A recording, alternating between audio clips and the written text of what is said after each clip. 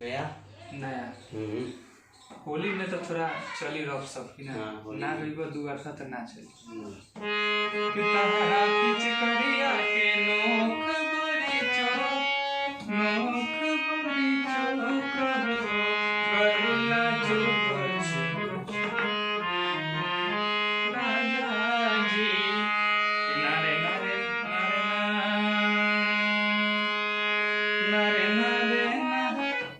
अंदर चलो जाओ डायरेक्ट वही पर कंपोज हुई वही पर गावल जी कि ना चलो अंदर इससे कि ना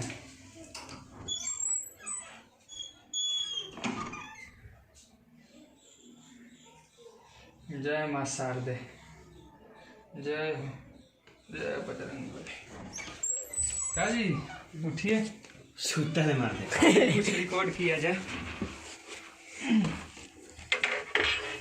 हरा पिच करिया के नोख बारी चोख हो गरेला चुभ चुभ राजा जी कि ना ठीक रही ना ठीक रही।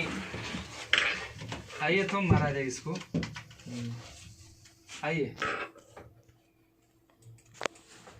हम बैठिए संभारिए आज मारते हैं एक टेक में खराब भी बढ़िया हो जौन खराब ना हो माइक नहीं होगा तब। हेलो हेलो जय मां जय मां जय मां। हेलो हाँ हेलो हाँ हेलो ब्रेक लागल बा ना। हाँ लगा हुआ है रेडी है।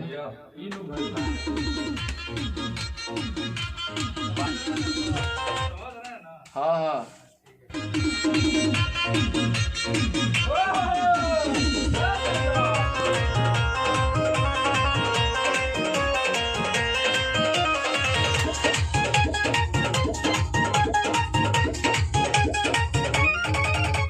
लाले लाले रंगवा से रंग देला सगरी बड़ी पर पराता पिया हट होने कगरी।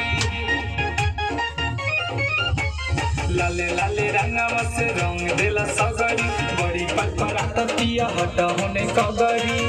फगुआ खेलवला हमके खूब राजा जी फगुआ खेलवला हमके खूब राजा जी कि तोहरा पिच करिया के नोक बड़ी चोख हो करेला चुभ चुभ राजा जी तोहरा पिच करिया के नोक बड़ी चोख हो करेला चुभ चुभ राजा जी। मस्त मस्त लग रहा है बहुत अच्छा लग रहा है। आइए अंतरा लेते हैं। बहुत अच्छा। नहीं नहीं लास्ट वाला गड़बड़ हो गया है। ठीक है लास्ट वाला नहीं एक बार और आइए रुको रुको मत आइए देख लीजिए एक बार सुनिए। हाँ अंतरा का अरे अंतरा कि नारे नारे नारे नारे नारे नारे सैया तहरा हो खून से बाली परेशान ये सैया ऑटो ट्यून गड़बड़ लगा था देखिएगा कि नारे नारे नारे सैया अंतरा कितना जल्दी हो गई मुंह खराब हो जाए तहरा हो रंग से।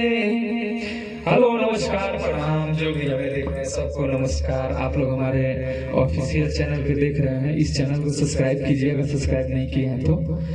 बाकी क्या बताएं एक छोटे भाई को छोटे बच्चे को जो भी मानते हैं समझ के अपना प्यार आशीर्वाद हमेशा देते रहिए। अभी हम लोग बैठे हैं प्रेम रिकॉर्डिंग स्टूडियो पटना में हमारे साथ है चंदन बाबा पवन भाई सोहन लाल और ये गाना बहुत प्यारा सॉन्ग है जिसको हमारे शंकर बिहारी जी लिखे हैं और बस आप सब अपना आशीर्वाद बनाए रखिए।